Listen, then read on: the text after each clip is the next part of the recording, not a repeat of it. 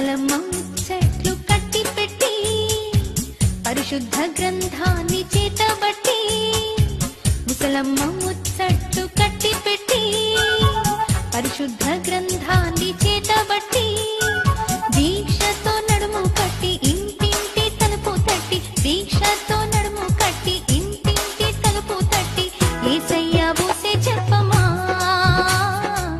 ఊరకనే ఉంటే తప్పమా యేసయ్య ఊసే చెప్పమా ఊరకనే ఉంటే తప్పమా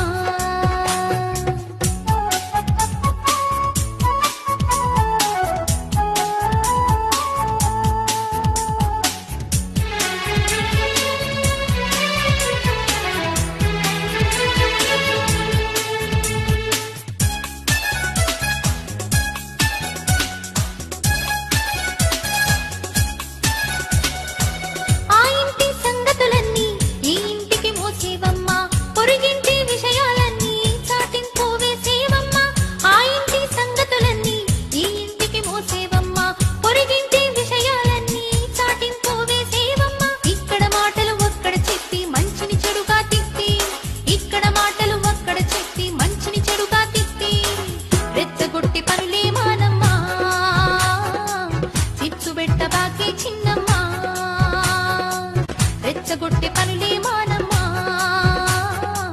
చిచ్చు పెట్ట బాకీ చిన్నమ్మా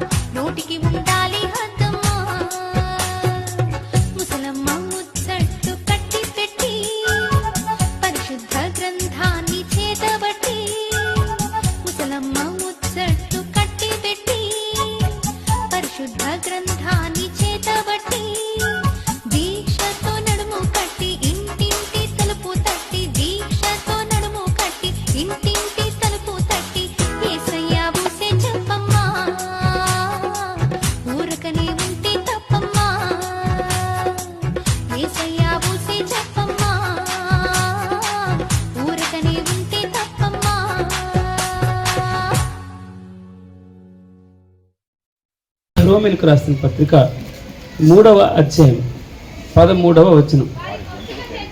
వారి గొంతిక తెరిచిన సమాధి. ఏమన్నాడమ్మా? వారి గొంతుక తెరిచిన సమాధి, తమ నాలుకతో మోసము చేయుదురు, వారు పెదవుల క్రింద సర్పమున్నది. యాకోబు పత్రిక కూడా మనం యాకోబు పత్రిక 3వ అధ్యాయము 3వ వచనం ఒకసారి చూద్దాం. హెబ్రీయులకు రాసిన పత్రిక తర్వాత ఉంటుంది. చదువు బ్రదర్. గుర్రములు గుర్రములు మనకు లోబడుటకై, ఆ గుర్రములు మనకు లోబడుటకై నోటికి కళ్ళెము పెట్టి వాటి శరీరం అంతయు త్రిప్పుదుము కదా.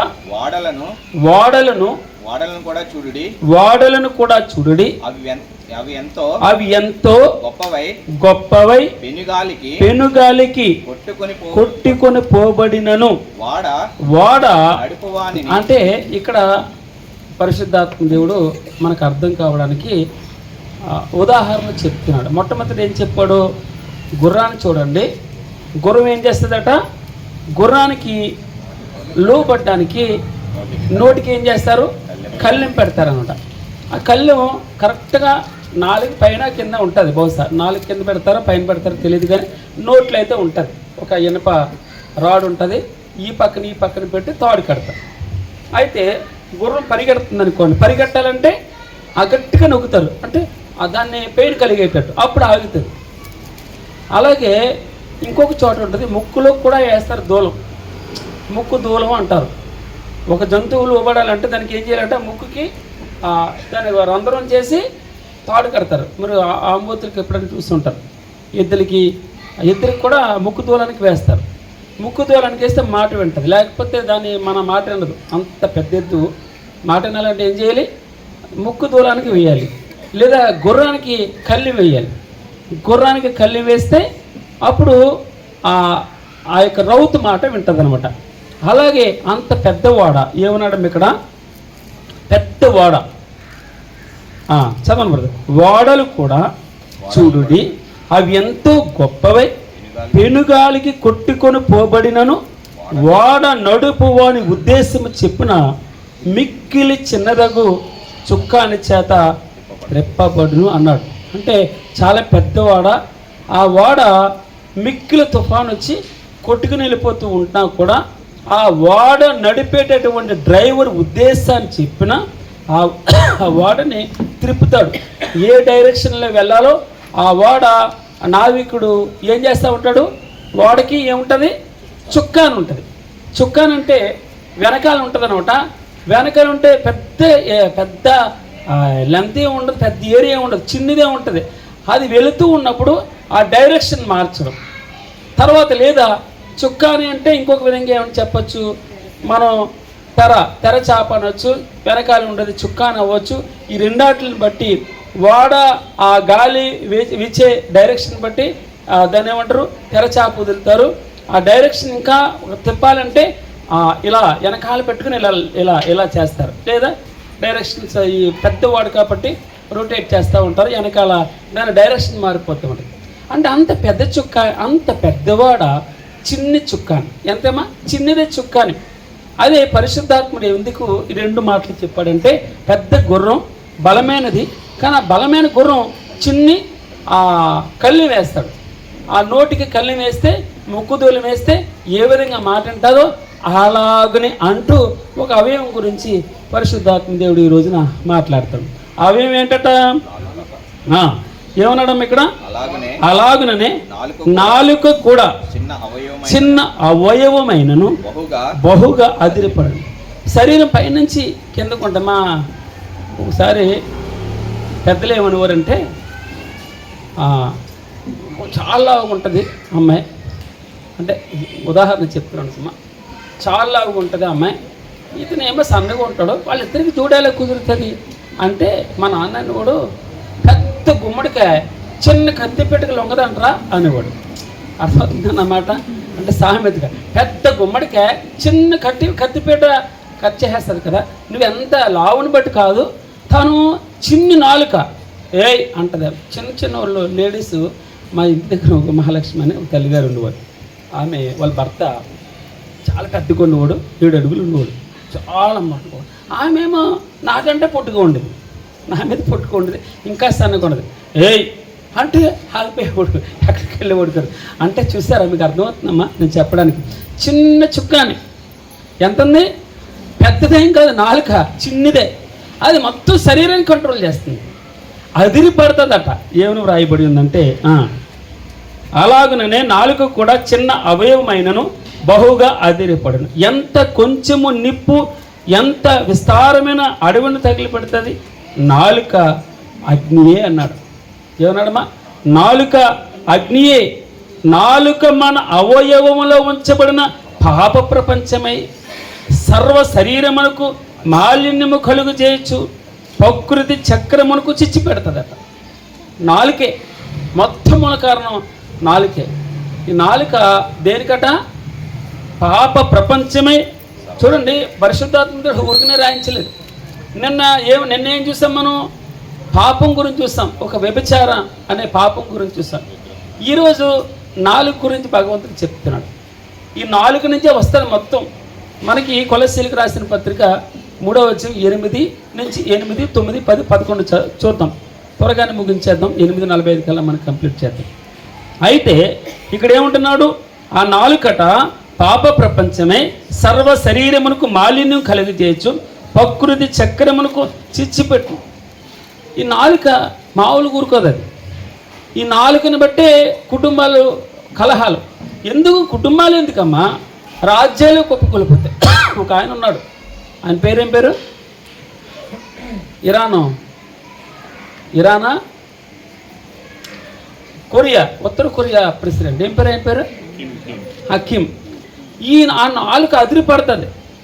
అంటాడు, నా దగ్గర ఆటం బాంబులు ఉన్నాయంటాడు. ఊరుకుని ఉంటుంది అది. నా దగ్గర ఆటం బాంబులు ఉన్నదంటే అమెరికా వాడు కోపం రాదు, లేకపోతే ఇజ్రాయేల్ వాడు కోపం రాదు. నీ అందు చూతానంటూ మామూలుగా ఉండదు. అది చిన్న దేశమైన ఇజ్రాయేలు. దాన్ని మామూలుగా అది చిన్నదే, మామూలుగా ఉండదు. దాంతో మరి విచిత్రంగా ఉంటుంది అనమాట. వారిది ఎన్ని చుట్టూరు దేశాలు ఉంటాయి, చుట్టూరు శత్రువులే. వారు ఒక రోజుని కొన్ని వేల రాకెట్లు వేస్తారు చుట్టూరు. మీరు ఒక్క రాకెట్ కింద పడదు. అర్థమైందమ్మా? శత్రువులు చుట్టూరు ఉన్న దేశాలు అన్నీ ఏకమైపోయి సుమారు 30,000 రాకెట్లతో దాడి చేస్తారు. ఒక్క రాకెట్ పడుతుంది, 30 మంది 40 మంది చనిపోయి ఉంటారు. ఆ 40 మంది చనిపోయినందుకే కక్ష తీర్చుకున్నారు వాళ్ళు. దాన్ని ఏమన్నారు? Dome of rock, iron dome. Okay, iron dome అని ఏ రాకెట్ వచ్చినా కూడా ఆ గాలిలోనే పేల్చేస్తుంది. విచిత్రం కదండి. అంటే నేను ఎందుకు చెప్తున్నానంటే, చిన్నది దానికోసం వస్తుంది ఈ మాట. చిన్నది అంటే నాలుక చాలా చిన్నది. నాలుక చాలా చిన్నది. ఈ నాలుక పాప ప్రపంచమే. దేవుడు చెప్తున్నాడు, ఏమన్నాడు? పాప ప్రపంచమై సర్వ శరీరమునకు మాలిన్యం కలుగజేయచ్చు, ప్రకృతి చక్రమునకు చిచ్చు పెడుతుందట. అది నరకము చేత చిచ్చు పెట్టబడును. మృగపక్షి సర్ప అంటే మరలా ఇంకో మాట చెప్తున్నాడు. మృగపక్షి సర్ప జలచరములలో ప్రతి జాతియు నరజాతి చేత సాధు కాజాలును. సాధు ఆయను గాని ఏ నరుడును నాలుకను సాధు చేయ నేరాడు. అది మరణకరమైన విషముతో నిండినది, అది నిరర్గళమైన దుష్టత్వమే. దీనితో తండ్రి అయిన ప్రభువును స్తుతించును, దీనితోనే దేవుని పోలికగా పుట్టిన మనుషులని శపింతును. ఒక్క నోటి నుండి ఆశీర్వచమును శాపవచనమును బయలుదేరును అన్నాడు. చాలామంది చాలామంది మాట్లాడరు కదా. కొంతమంది మాట్లాడతారు, కొంతమంది మాట్లాడరు, అసలు మౌనంగా ఉంటారు. నువ్వు నాలుక గురించి అంటావంటే నాలుక మాట్లాడుతూ ఉంటుంది, నోట్లో బయటకు రాదు. అది మనం ఇక్కడ చూస్తాం. ఎప్పుడు బయటకు వస్తుందో ఆ మాట, ఎప్పుడు బయటకు వస్తుందో, ఎక్కడ నాలుక చిచ్చు పెడుతుందో మీకు అర్థం అవుతూ ఉంటుంది. మీరు బయట మాట్లాడకపోవచ్చు, ఇంట్లో మాట్లాడతారు కదమ్మా. ఇంట్లో మాట్లాడరా, భర్త దగ్గర మాట్లాడరా, భార్య దగ్గర మాట్లాడదా నాలుక? పిల్లల దగ్గర మాట్లాడదా, భర్త దగ్గర మాట్లాడదా, లేదా కుటుంబంలో మాట్లాడదా? విషయం వచ్చినప్పుడు, డబ్బు విషయం వచ్చినప్పుడు మాట్లాడదు నాలుక. నేనెందుకు చేయాలి అనదు, తోడుకోవాలి ఎందుకు చేయదు ఆమెనే అంటారమ్మా. నేనైనా సమాజంలో ఉండదమ్మా నాలుక మామూలుగా వచ్చేది. ఎక్కడొస్తుంది? పని తప్పించుకోవడానికి ఎక్స్పెషల్లీ, లేదా నాది పోతుందేమో అని. అంటే రకరకాలుగా నాలుక ఎప్పుడు పనిచేస్తుందో మనందరికీ తెలుసు. నేనేమీ ఎక్స్ప్లెనేషన్ చేయక్కర్లేదు. అయితే భగవంతుడు ఏం చెప్తున్నాడంటే, ఒకే నాలుక నుంచి ఆశీర్వచనం వస్తుంది. అదే నాలుక దేవుని పోలికగా పుట్టినటువంటి వాడిని శపిస్తాను. ఇది చెప్తున్నాడు. అయితే ఇంకొక మాట కూడా నేను చూపిస్తాను. ఎఫెసీయులకు రాసిన పత్రిక 4:25 చూద్దాం. ఎఫెసీయులకు రాసిన పత్రిక 4:25 మనము ఒకరికొకరము అవయవములమై ఉన్నాం గనుక మీరు అబద్ధమాడుట మాని ప్రతివాడును తన పొరుగువానితో సత్యమే మాట్లాడవలను, కోపపడుడు గాని పాపము చేయకుడి. సూర్యుడు అస్తమించే వరకు మీ కోపము నిలిచి ఉండకూడదు, అపవాదికి చోటు. ఇక్కడ చాలమ్మ. తర్వాత ఇంకొక మాట చూద్దాం. ఇదే ఎఫెసీయులకు రాసిన పత్రిక 5:4 చూద్దాం. కృతజ్ఞత ఇంకో పైన చదువు 3వ చదవండి. 5:1 చదివేద్దాం. కావున మీరు ప్రియులైన పిల్లల వరే దేవునిని పోలి నడుచుకునడి. క్రీస్తు మిమ్మును ప్రేమించి పరిమళ వాసనగా ఉండుటకు మన కొరకు తన్ను తాను దేవునికి అర్పణముగాను బలిగాను అప్పగించుకొనెను. అలాగనే మీరును ప్రేమ కలిగి నడుచుకునడి. మీలో జారత్వమే గాని ఏ విధమైన అపవిత్రతే గాని లోభత్వమే గాని వీటి పేరైనను ఎత్తకూడదు. ఇదే పరిశుద్ధులకు తగినది. కానీ ఈ మాట చదవాలి. కానీ కృతజ్ఞత వచనమే మీరు ఉచ్చరింపవలను. మరియు కానీ మీరు గాని ఉందమ్మా, వేరే బైబిల్ అదే అండి. కానీ కృతజ్ఞత వచనమే మీరు ఉచ్చరింపవలను మరియు అని అందుకున్నది బైబిల్. సరే చదవమ్మా. కానీ మీరు బూతులైనను పోకిరి మాటలైనను సరసోక్తులైనను ఉచ్చరింపకూడదు, ఇవి మీకు తగదు. చాలమ్మా. నేను ఇప్పుడు కొలస్సీలకు రాసిన పత్రిక 3:8 దగ్గరికి వెళ్దాం. కొలస్సీలకు రాసిన పత్రిక 3:8. ఇప్పుడైతే మీరు ఇప్పుడైతే మీరు కోపము 1 కోపము, 2 ఆగ్రహము, 3 దుష్టత్వము, 4 దూషణ మీ నోట బూతులు అను వీటన్నిటిని విసర్జించుడి. మనం నిన్న ఒక సబ్జెక్ట్ మనం చూసాం. అందులో ఏమన్నాడు? 5వ వచనంలో కావున భూమి మీదనున్న మీ అవయవములను అనగా జారత్వమును, అపవిత్రతను, కామాతురతను, దురాశను, విగ్రహారాధనైన ధనాపేక్ష అనగా లోభత్వమును చంపివేయడు. అనగా ఇక్కడ ఈ 5 వచనాలు ఒకే పాపం కింద చూస్తాం మనం. ఆ పాపం ఏంటమ్మా? వ్యభిచారం అంటే వ్యభిచారం అనేది శారీరకంగానే కాదు. మీరు మన టీవీలో బూతు దాన్ని ఏమంటారు, దాన్ని బూత్ కామెడీలు చూసినా, లేదా సెల్ ఫోన్లో మనం కంటిన్యూగా మనం స్ట్రీమింగ్ చేసేటప్పుడు మన అసహ్యమైన దాన్ని లేదా అశ్లీలత, ఇంకా డైరెక్ట్గా ఏముంది చెప్పేది, అశ్లీలత చూసినా, లేదా అక్రమ సంబంధం పెట్టుకున్నా, లేదా పొరుగువారి భార్యను ఆశించినా, మనది కాని దానిని ఆశించినా అది లోభత్వము, వ్యభిచారం కిందకే వస్తారు. దాన్ని మీరు ఏం చేయాలి? పరిశుద్ధుడైన వాడు ఏం చేయాలట? విసర్జించాలి. ఏమన్నాడమ్మా? వీటన్నిటినీ విసర్జించడం కాదు, వీటన్నిటినీ చంపివేయడం అన్నాడు. మీ అవయవాలు అన్నాడు. మీ అవయవాల్లో చచ్చిపోవాలి, ఆశల్ని చంపుకోవాలి. అందుకే దీన్ని చంపుకోవాలంటే సూత్రం ఏం చెప్తాడంటే భగవంతుడు, మీరు పైనున్న వాటిని వెతకాలి. రెండోది, మీరు పైనున్న వాటిని ధ్యాసించుకోవాలి. ఇంకో ఏమన్నాడు అక్కడ మాట? మనసు పెట్టుకోవాలి. 1 ఆయన్ని వెతకాలి, 2 ఆయన మీద, యేసుక్రీస్తు వారి మీద మనసు పెట్టుకోవాలి. ఈ 2 మనం చేసినప్పుడు తప్పకుండా మనం దీన్ని జయించు. అనేక కుటుంబాల్లో చాలా మట్టుకి యవనస్తులు, పురుషుల స్త్రీల సంబంధం లేదు, యవనస్తులు తాము విచ్చలవిడితనం. మనం చాలా మట్టుకు పాస్ వాళ్ళు, మనం సెల్ ఫోన్స్, మన హిస్టరీ తెలిస్తే మన దాన్ని ఏమంటారు మై యాక్టివిటీ అని ఒకటి ఉంటుంది. మై యాక్టివిటీ అని ఆ యాక్టివిటీ ఓపెన్ చేస్తే మన బ్రతుకు తెలుస్తుంది, మన చిత్రం తెలుస్తుంది. లేదా మన హిస్టరీ, మన స్ట్రీమింగ్ హిస్టరీ చూసినా కూడా మన పరిశుద్ధత కనబడుతూ ఉంటుంది. అందుకే భగవంతుడు ఏం చెప్తాడంటే ఆయనది కఠినంగా ఉంటుంది మాట. ఆయన చెప్పేటప్పుడు సూటుగానే ఉంటుంది. మన జీవితాల్లో ఒక్క హృదయమైనా దాన్ని ఏమన్నారు మారు మనసు పొందాలి, మనసు మార్చుకోవాలి, పాపాన్ని త్యజించాలి. అందుకే ఒక ఆమె నిన్న 2-3 రోజులు ఒక అతను నాకు మా దాంట్లో ఈహెచ్ఎస్ గ్రూప్ ఒకటి ఉంటే దాంట్లో ఒక అతను పెట్టాడు. ఆమె నా దగ్గర ఉంది ఆ వీడియో, నేను ల్యాప్టాప్లో సేవ్ చేసి పెట్టుకున్నాను. ఒక ఆమె మీటింగ్ జరుగుతూ ఉంటుంది, 10 మంది ఉంటారు, ఈమె సెల్ ఫోన్ తీసుకుంటుంది, ఇలాగంటూ ఉంటుంది. అప్పుడు ఆ మేనేజర్ అంటారు, రే పిల్ల కూర్చోండి. ఆ మేనేజర్ ఏమంటాడంటే, ఏ అమ్మాయి సెల్ ఫోన్ పక్కన పెట్టు, కాన్సన్ట్రేట్ ఆన్ సబ్జెక్ట్ అని కంటెస్ట్ మీద కాన్సన్ట్రేట్ చేయి అంటాడు. ఆమె సెల్ ఫోన్ పక్కన పెడుతుంది, కాన్సన్ట్రేట్. మళ్ళీ ఆమె తట్టుకోలేదు, ఆ మనసంతా మళ్ళీ సెల్ ఫోన్కి ఇలాగంటూ ఉంటుంది.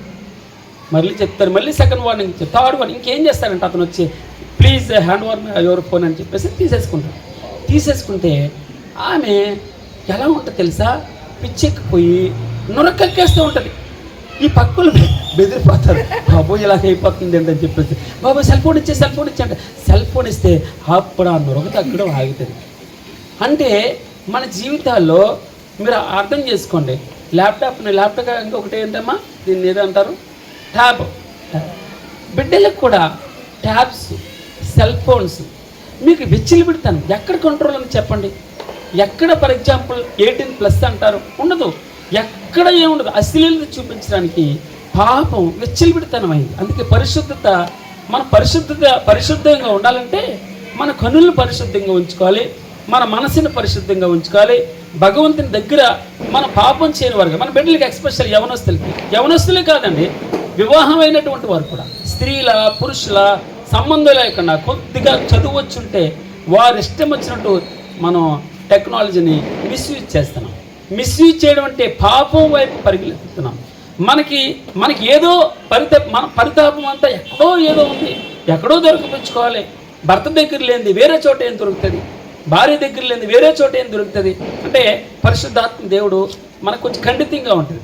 కానీ మనల్ని సరిచేయడానికే వాక్యం ఎప్పుడు కూడా ఎందుకు రాయించి పెట్టరు తెలుసా, ఎవడో ఏదో పరిమళుడు ఏదో వాగుతూ ఉంటాడు.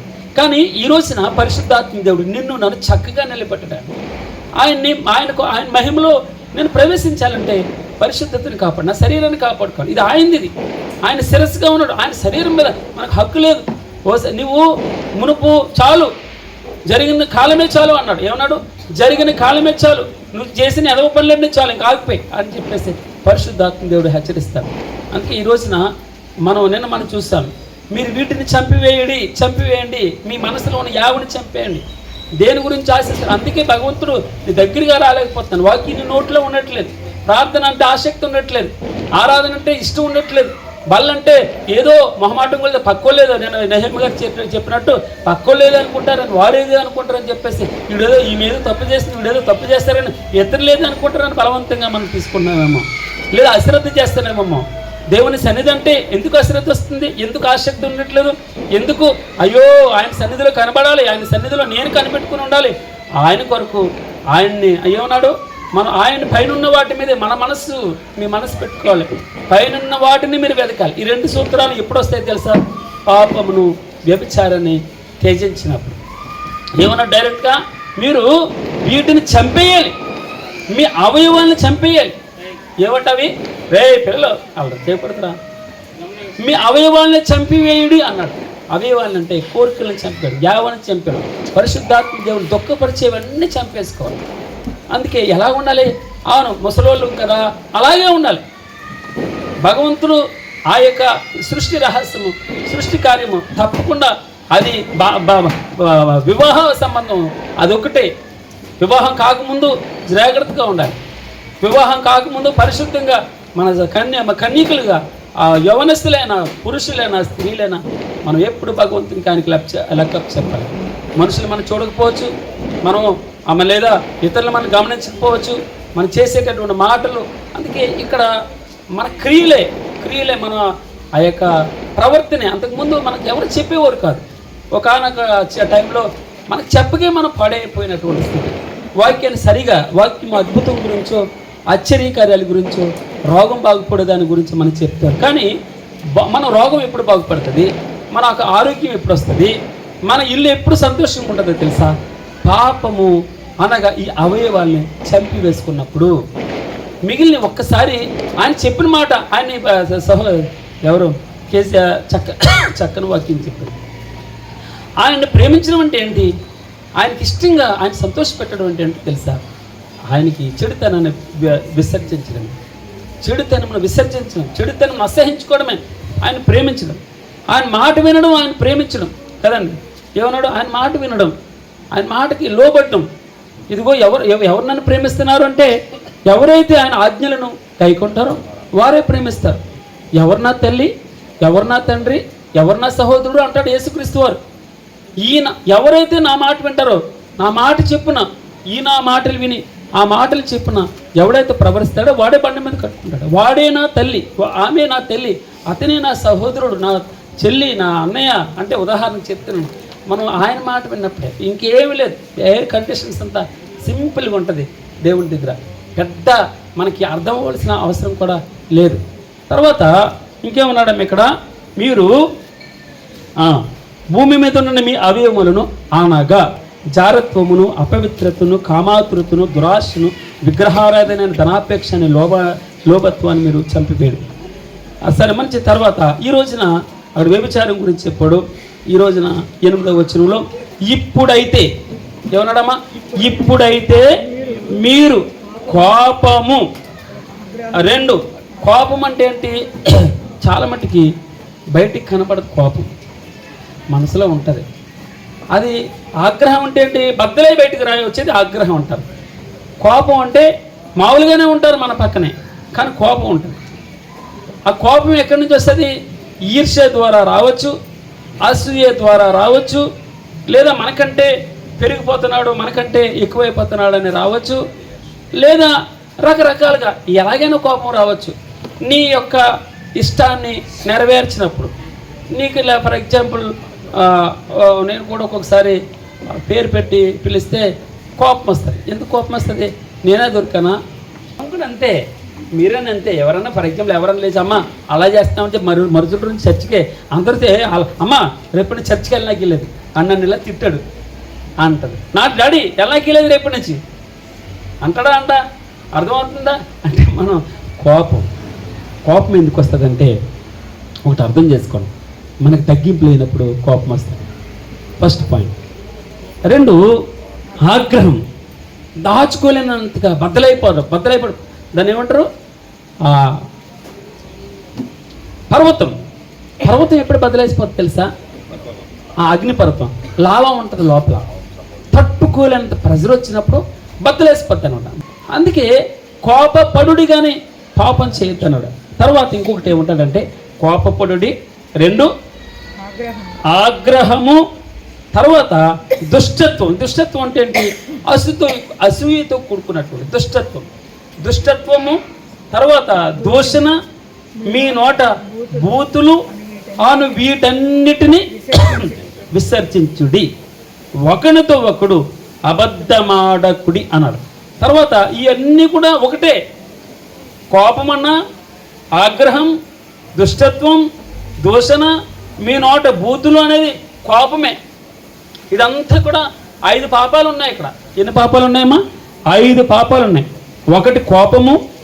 ఇప్పుడైతే మీరు ఏం చేయమన్నాడు? కోపము, ఆగ్రహము, దుష్టత్వము, దూషణ, మీ నోట బూతులైనను వీటన్నిటిని విసర్జించుడి అని చెబుతూ ఒకనితో ఒకడు అబద్ధమాడకుడి, ఏలయనగా ప్రాచీన స్వభావమును. ఒక్కొక్కసారి విన్నారమ్మా? ప్రాచీన స్వభావం మీకు రక్షించబడక ముందు, రక్షించబడిన తర్వాత, ఈ 2 డిఫరెన్సెస్ ఉంటాయన్నమాట. మనం కోపం వచ్చినప్పుడు అసలైనోడు వస్తాడు బయటికి. నేను కూడా చాలాసార్లు తప్పిపోయాను. అసలైనోడు వస్తాడు. బాగా కోపం వచ్చింది అనుకోండి, మన పాత ఎలిపే శ్రీనివాసరావు బయటకు వస్తాం. యాకోబు గారు ఇంకా అర్థమవుతుందన్నమాట. వచ్చి దాని తర్వాత ప్రభువా నన్ను క్షమించి ప్రభువా కానిదాని మాట అనేసాను. వెంటనే నేను ఒప్పుకుంటాను. మీరు ఎంతమంది మీరు అలా చేస్తారో నాకు తెలియదు, కానీ అయ్యో నేను కాని మాట అనేస్తాను, అయ్యో నేను కోప్పడ్డాను అని నేను తప్పకుండా ఒప్పుకుంటాను భగవంతుని దగ్గర. అయితే మన ప్రాచీన స్వభావం మనం, అందుకే మనం ఇంకా శరీరంలో రాత్రి మనం చూసుకున్నాం కొన్ని మొక్కలు మొలుస్తూ ఉంటాయి. ఆ మొక్కలు ఈ ఇల్లు ఏంటి, అలాంటి ఇల్లు ఇది. ఆ ఇల్లు మొక్కలు మొలిచే ఇల్లులో ఉన్నాం, ఇంకా మనం ఆ ఇంటిని విడిచిపెట్టలేదు. ఆ మొక్కలు మొలిచే ఇంటిలో ఉన్నాం కనుక మొక్క మొలుస్తూ ఉంటుంది ఆ గోడలో. మనం ఏం చేయాలి, వెంటనే మొక్క పెరగనివ్వకూడదు. మొక్క పెరిగితే కుటుంబాలు కూలిపోతాయి, నీ కుటుంబంలో అల్లకొల్లం వస్తుంది, నీకు అనారోగ్యం ఉంటుంది, మొక్క నిండా కామాతృత ఉంటుంది. వాడిని చూస్తేనే అర్థమైపోతుంది, ఆమెను చూస్తేనే భయం వేస్తూ ఉంటుంది. కొన్నిసార్లు మనకు అన్వాంటెడ్ కాల్స్ వస్తూ ఉంటాయి. వారు డబ్బు సంపాదనతో ఈ విధంగా ప్రవర్తనలో ఉంటారు అనగా మనకు అర్థమవుతుంది. ఓహో, వెంటనే మనం ఏం చేయాలి, ఆదిలోనే తుంచాలి. ఒక్క మాటలోనే నీకు అర్థం కావాలి, అది ఒక్క చూపులోనే అర్థం కావాలి. విని వెంటనే ఆ మొక్కని త్రుంచివేయాలి, ఆ సహవాసం నుంచి బయటకు వచ్చేయాలి, ఆ స్నేహం నుంచి బయటకు వచ్చేయాలి. నువ్వు అవిశ్వాసితో విజ్జోడిగా ఉండకూడదంటే ఏంటో తెలుసా? ఒక ఆమె నేను సువార్త ప్రకటిస్తానని చెప్పింది. మంచిదమ్మా, సువార్త ప్రకటించు. నాకు ఎదురుగా ఉన్న అబ్బాయిలు 4-5 ఉన్నారు, వారికి సువార్త ప్రకటించాలి. చాలా ప్రేరేపణ వస్తుంది, పరిశుద్ధాత్మ చెప్తాడు, అమ్మ నువ్వు ఆడబెట్టివి, నువ్వు వెళ్ళకూడదు, నువ్వు సువార్త చెప్పడానికి నువ్వు తగవు, నువ్వు ఎవరికి చెప్పాలి, వారికే చెప్పాలి, నీ పని కాదని అంటే లేదు నేను వెళ్తానని చెప్పేసి ఆమె నువ్వు ఒకటి చెప్పేస్తున్నాను. దారుణంగా హింసించబడింది. ఈ కథనాలు మేము పుస్తకాల్లో చదువుతూ ఉంటాం. నువ్వు ఎంత విశ్వాసరాలువైనా, ఎంత ఆత్మలో నువ్వు వర్ధిల్లుతున్నా, పరిశుద్ధాత్మ పూర్ణరాలువైనా, నువ్వు ప్రాచీన స్వభావం లాగేస్తుంది సాతాను. అందుకే నువ్వు జాగ్రత్తగా ఉండాలి. ఒంటరిగా ఏ పురుషుడితో మాట్లాడదు, ఒంటరిగా ఏ స్త్రీతో మాట్లాడదు. భగవంతుడు చెప్తాడు, భగవంతుడు చెప్పేటటువంటి మాటలు ఎవరితో ఉండాలి, ఎవరితో ఉండకూడదు, ఏ విధంగా మాట్లాడాలి, ఏ విధంగా మాట్లాడకూడదు, అన్ని చక్కగా పరిశుద్ధాత్మ దేవుడు రాయించి పెట్టాడు. ఇంకేమన్నాడు, కోపము, ఆగ్రహము, దుష్టత్వము, దూషణ, మీ నోట బూతులు అని వాటన్నిటిని విసర్జించుడి, ఒకరితో ఒకడు అబద్ధం ఆడుకుడి, యాలయనగా ప్రాచీన స్వభావమును. కింద ఏమనుంది మూల భాషలో, ప్రాచీన పురుషుని ఏం చేయకూడదట, దాని క్రియలతో కూడా మీరు పరిత్యజించి. 6వ అధ్యాయం చూడండమ్మా, రోమిలికి రాసిన పత్రిక 6వ అధ్యాయము 6వ వచనంకి వెళ్దాం ఒకసారి. రోమిలికి రాసిన పత్రిక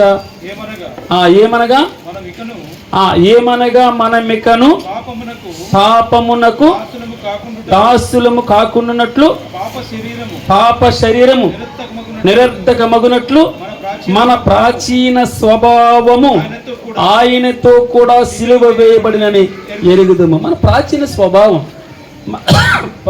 ప్రాచీన పురుషుడు ఎవరమైనా ప్రాచీన స్వభావం అనగా ప్రాచీన పురుషుడు, పాప పురుషుణ్ణి మనం సిలువేయాలి. ఎవరిని సిలువేయాలి? ఆయనతో పాటు సిలువేయబడాలి. లేదంటే మరలా ఇంకో చెప్పానే, ఎలిపే శ్రీనివాసరావు అనే యాకోబు బయటకు వస్తాడు. ఒక యాకోబు బయటకు వస్తాడు. ఆ యాకోబు బయటకు రాకుండా ఉండాలంటే ఏం చేయాలి? ఈ ప్రాచీన స్వభావాన్ని మీరు పరిత్యజించాలి అని వ్రాయిస్తాడు ఇక్కడ. ఏం చెప్పమ్మా? మీరు ప్రాచీన స్వభావమును దాని క్రియలతో కూడా మీరు పరిత్యజించి జ్ఞానము కలుగు నిమిత్తము దానిని సృష్టించిన వాని పొలుక చెప్పున నూతన పరచబడుచున్న నవీన స్వభావమును ధరించుకుని. చూడండి, ప్రాచీన స్వభావమును విడిచిపెట్టాలి.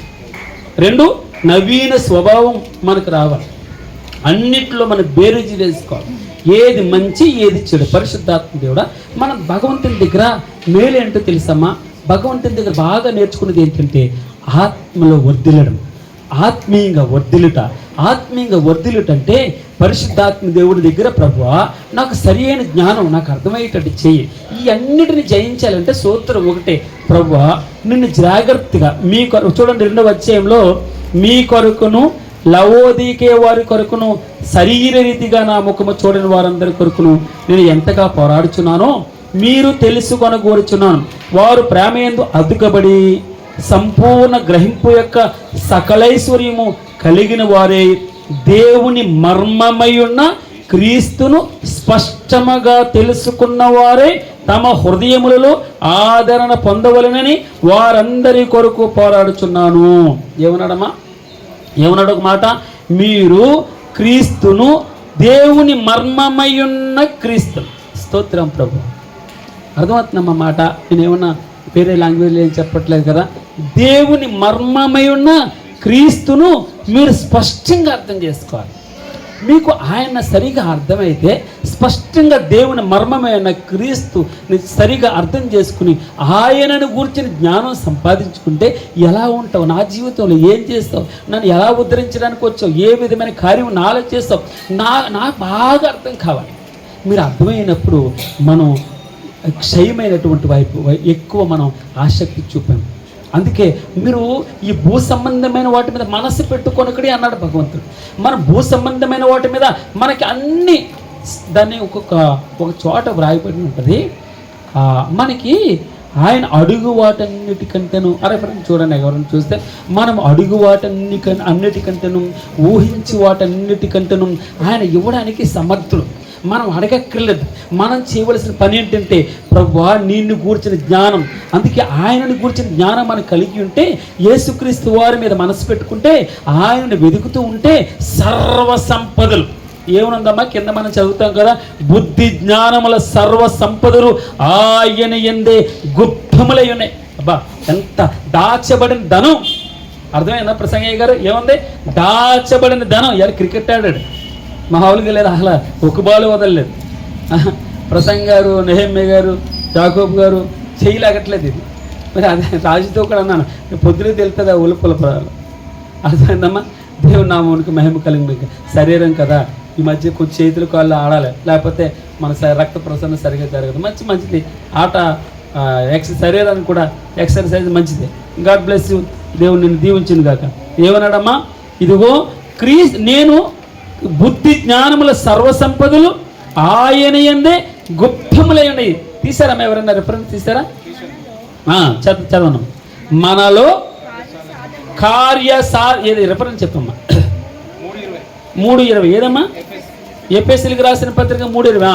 మనలో కార్య సాధకమైన తన శక్తి చెప్పున మనము అడుగు వాటన్నిటికంటేను ఊహించు వాటన్నిటికంటేను అత్యధికం ఎక్కువగా చేయ శక్తి గల దేవునికి క్రీస్తు యేసు మూలముగా సంఘములో, అంటే మాట అసలు మాట ఏంటి?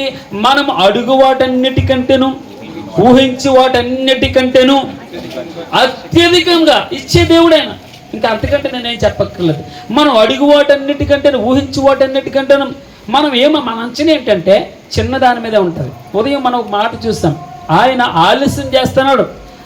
అర్థం అలక్ష్యం చేస్తున్నాడు అని కాదు. అర్థమైందా మన మాట? ఆయన ఆలస్యం చేస్తున్నాడంటే దాని అర్థం అలక్ష్యం చేస్తున్నాడని కాదు, మంచిది ఇవ్వడానికి, నీ జీవితంలో బెస్ట్ ఇవ్వడానికి.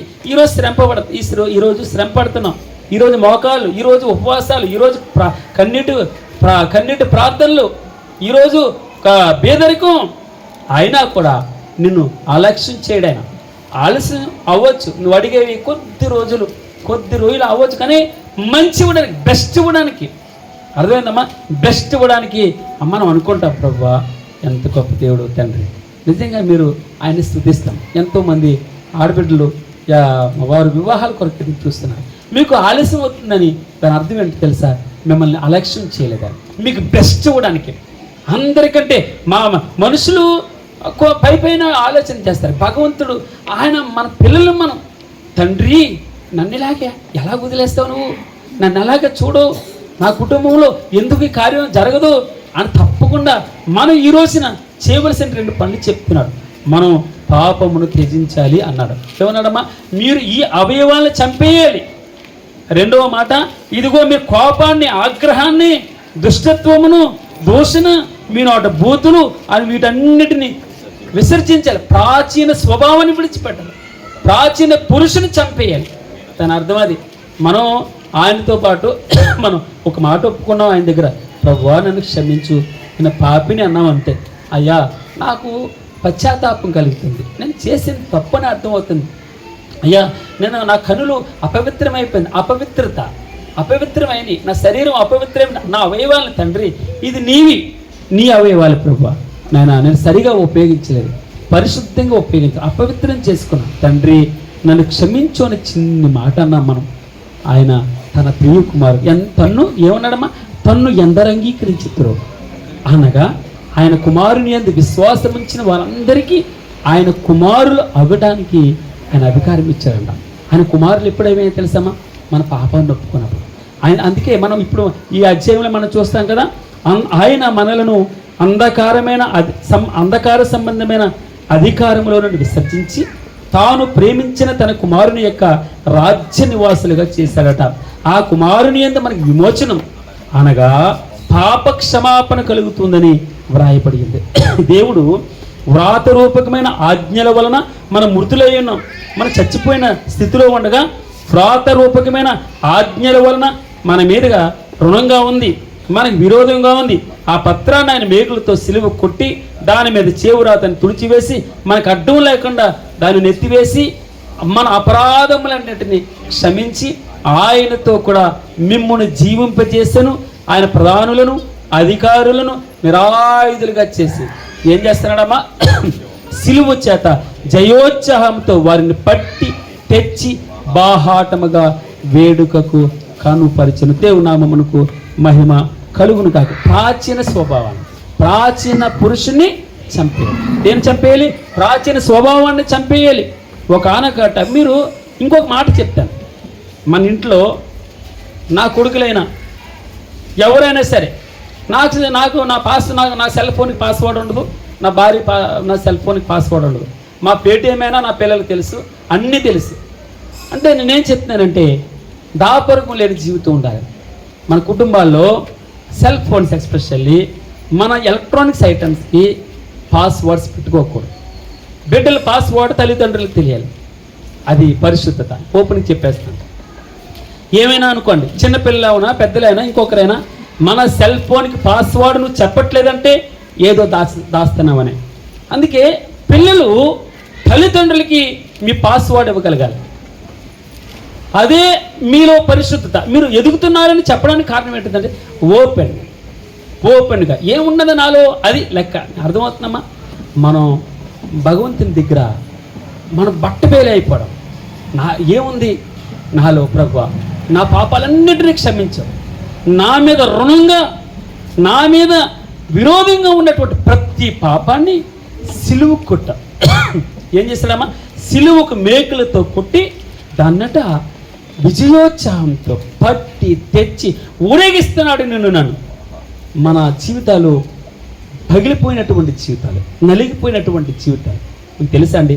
దేవుడు ఉద్ధరించడానికి కొంచెం ఆలస్యం అవుతుంది. ఆయన చేతుల్లో లోపడితే, ఆయన చేతుల్లోకి వెళితే నా బ్రతికైనా సరే, నా ఇంటి బ్రతికైనా, నా పిల్లలైనా సరే తేజోమయులైన ఏమన్నాడమ్మా, వారసులుగా తేజోవాసులైన పరిశుద్ధుల స్వాస్థ్యం, పరిశుద్ధుల ఆ మాట చెప్పడానికి కూడా నాకు అంతగా నేను అంత అర్హుని కాదేమో అనిపిస్తూ ఉంటుంది. ప్రభా మార్చము తండ్రి, మార్చము ప్రభా, ఉజ్జీవింపచ్చి నీ ఆత్మతో రగిల్చు ప్రభా, నీ ఆత్మతో కాల్చము తండ్రి. ఈ అపరిశుద్ధత ఎక్కడైనా ఉంటే తండ్రి నా నాలుకను కాల్చి అంటాడు. యెషయా ఏమన్నాడమ్మా, నా నాలుకను కాల్చయ్యా, అపవిత్రమైన పెదవులు గలవని, అపవిత్రమైన నాలుక గలవని కాల్చము, నీ పరిశుద్ధతతో కాల్చము, నీ అగ్నితో కాల్చము. లేకపోతే ఏమవుతుందో తెలుసా? ఈ నాలుక అగ్ని అయిపోతుంది. తెలుసా అండి? ఈ నాలుక అగ్ని అవుతుంది. ఈ హృదయం రెండే చెప్తున్నాడు. పైనేమో హృదయం గురించి చెప్పాడు, ఇక్కడేమో నాలుగు గురించి చెప్తున్నాడు. కొలసి సంఘానికి వ్రాస్తూ ఉన్నాడు.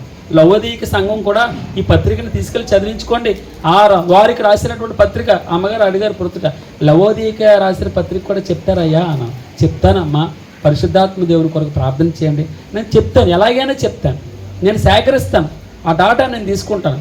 లవోదీకకు రాసినటువంటి పత్రిక ఏదో విధంగా మనం అబ్స్ట్రాక్ట్ చేస్తాను ఆ డాటా. అమ్మ నేను తప్పకుండా చెప్తాను, ప్రార్థన చేయండి అని చెప్పాను. ఎవరు? అభిషేక్ గారు తల్లి గారు అడుగుతారన్నమాట. నాకు చాలా సంతోషం అనిపించింది. మనం వాక్యం విని విడిచిపెట్టకుండా ఏంటి దాంట్లో, అయ్యా అక్కడ 2 ఉన్నది కదా, ఆమె చెప్తుంది, అయ్యా ప్రకటన గ్రంథంలో ఉంది కదా ఈ మాట, లవోదీక సంఘం ఉంది కదా, అది చెప్పొచ్చు కదా. కాదమ్మా, అది ఆ సంఘానికి రాసిన ఉత్తరం కాదు, ఉత్తరం వేరేగా ఉంటుంది. ఆ ఉత్తరం ఇందులో వ్రాయించి పెట్టాలి. ఎక్కడుందని నేను చెప్తాను, కొద్దిగా నాకు సమయం ఏనాడు తల్లిగారు. దేవుని నామమునకు మహిమ కలుగును కాదు. మీరు కూడా చదివించుకోవాలి. మీరు కూడా మనం ఆ రోజున ఎప్పుడో ఎవరికో రాసిన ఉత్తరం ఇది. ఉత్తరం ఏంటి తెలుసామా? వేరే వాళ్ళు ఉత్తరాలు చదువుతామా మనం? ఈ రోజులో ఉత్తరాలు వస్తున్నాయి, మీకు మెయిల్ వస్తాయి. ఉత్తరాలు ఉన్నాయా? మా ఇంటి నిండా పెద్ద దాన్ని ఏమంటారు, గోడెక్కి ఊసలు ఉంటాయి. ఆ ఊసని ఎస్ ఆకారంలో చుట్టి పైన తగిలించి ఎన్ని ఉండయో అన్ని నాయే ఉండి అందులో మా ఇంటి నిండా వచ్చి మా నాన్న చూపించేవాడు. వచ్చినప్పుడు దాంట్లో ఎప్పుడు చూసినా ఏముంటుంది, డబ్బులు పంపించడమే. దూగిట డబ్బులు పంపించి రాడి మళ్ళీ ఎంత చక్కగా ఉండదు కదా. పూజనీయులైనటువంటి గౌరవనీయులైనటువంటి తల్లిదండ్రులకి దాన్ని ఏమంటారు, హృదయపూర్వక నీ కుమారులు నమస్కరించి రానది. ఇక్కడ మేము క్షేమం, అక్కడ మీరు కూడా క్షేమంగా ఉండాలని భగవంతుని ప్రార్థన చేస్తున్నాను కదమ్మా.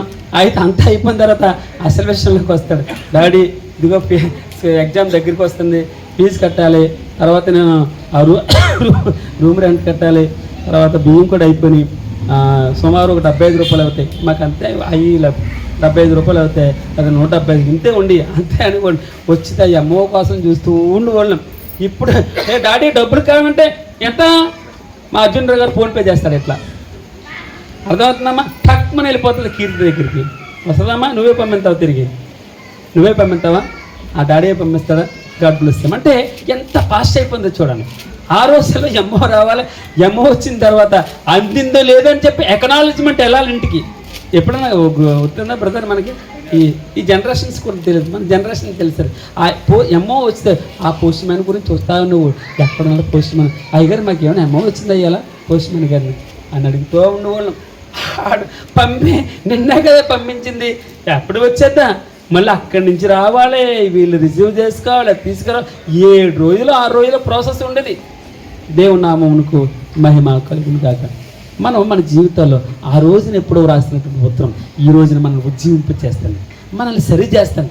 అది పరిశుద్ధాత్మ ఆ ప్రేరేపణతో వ్రాసినటువంటి ఉత్తరం, అద్భుతమైన ఉత్తరం. నిన్ను నన్ను బాగు చేయడానికి, నా పిల్లల్ని బాగు చేయడానికి, నీ పిల్లల్ని బాగు చేయడానికి, నీ కుటుంబాన్ని బాగు చేయడానికి, నిన్ను నన్ను ఆయన ముందర ఎలా ప్రతి ప్రశ్నకి సమాధానం చెప్పేవారుగా పరిశుద్ధులుగా నిలబెట్టుకోవాలి. ఈ లోకంలో మనం అప్పుడే మన హృదయాలు తేటగా ఉంటాయి. ఈ లోకంలో ఏమి, అందుకే మనం భూ సంబంధమైన వాటి మీద మనసు పెట్టుకోకుండా ఉండాలంటే ఆయన 2 సూత్రాలు చెప్పాడు. నిన్న వ్యభిచారాన్ని మీరు చంపే ఆ అవయవాలను చంపాలి అన్నాడు. ఈ రోజున మీరు అబద్ధం ఆడకూడదు, కోప్పడకూడదు, ఆగ్రహం చెందకూడదు, మీ నోట దోషం రాకూడదు, మీ నోట బూతులు రాకూడదు, దుష్టత్వం ఉండకూడదు. వీటన్నిటి ఏంటో తెలుసా కారణం? ప్రాచీన స్వభావం ఇంకా చచ్చిపోలేదాడు. ఎవరమ్మా? ప్రాచీన పురుషుడు ఇంకా ఉన్నాడు, వాడిని ఉజ్జీవింపజేస్తున్నావు, వాడికి ఇంకా ఫీడింగ్ ఇస్తున్నావు. నువ్వు వాడిని చంపు, మొలకెత్తేటప్పుడే పీకే, ఆలోచన వచ్చినప్పుడే యేసు రక్తమే చేయమని ఏమనాలి? యేసు రక్తమే చేయం, యేసు నామములో అన్ని ప్రభువా నీకు లోబడి ఉంటాను తండ్రి. ఆత్మదేవ, పరిశుద్ధాత్మదేవుడా, నాకు నిజంగా నేను తొక్కుపెడుతుంటే నీకు ఇష్టంగా ఏది ఉండట్లేదు దాన్ని తీసివేసుకుంటానయ్యా. నన్ను సరిగ్గా గైడ్ చేయను, సరిగా గైడ్ చేయి. ఆ వాక్యం సరిగా అర్థం, ఆయనను గురించిన అనుభవ జ్ఞానం కలిగి ఉండాలి. అంతే, ఆయన గురించి బాగా తెలిస్తే ఇంకా ఆయన మీదే మనకు మనసు ఉంటుంది.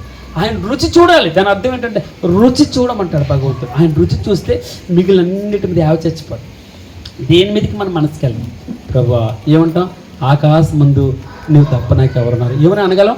ఆకాశమందు ప్రభా నువ్వు తప్ప నాకు ఎవరు? నీవు నాకు ఉండగా లోకంలోనిది ఏది నాకు అక్కర్లేదు ప్రభు. ఒకవేళ నేను అప్పుల పాలైపోయినా, ఒకవేళ శరీరం అనారోగ్యం పాలైపోయినా, హృదయం కృషించిన, ఏమన్నాడమ్మా?